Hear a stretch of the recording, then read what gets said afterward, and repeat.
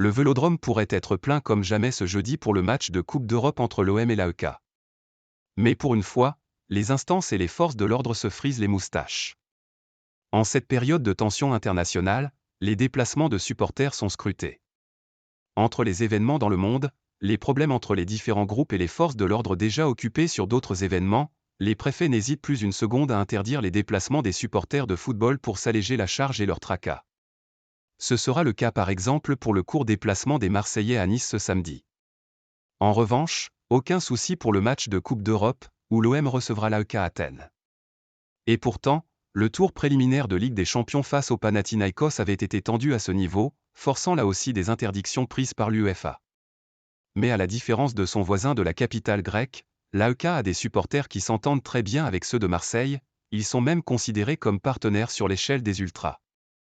À de nombreuses reprises, lors de matchs entre rivaux, les ultras des deux camps se rendent des hommages et cette entente perdure dans le temps comme l'atteste l'image illustration l'article qui date de cet été. Un record de plus au Vélodrome ? Ainsi, 3500 supporters des « jaunes et noirs » sont attendus la semaine prochaine sur le Vieux-Port, ce qui ne suscite aucune crainte au niveau de la sécurité. La seule hantise, c'est surtout l'horaire du match et le fait que le Vélodrome sera encore une fois plein pour cette rencontre qui se déroulera à 18h45. Selon Karim Attab, on se dirige vers un record d'affluence européen, notamment parce que le parcage visiteur sera totalement plein, et un chiffre final de 64 000 spectateurs est envisagé. Cela devrait générer de gros bouchons. Samir Nasri et Robert Pires, qui étaient arrivés en retard au stade pour cette raison lors du match face à Brighton, sont désormais prévenus.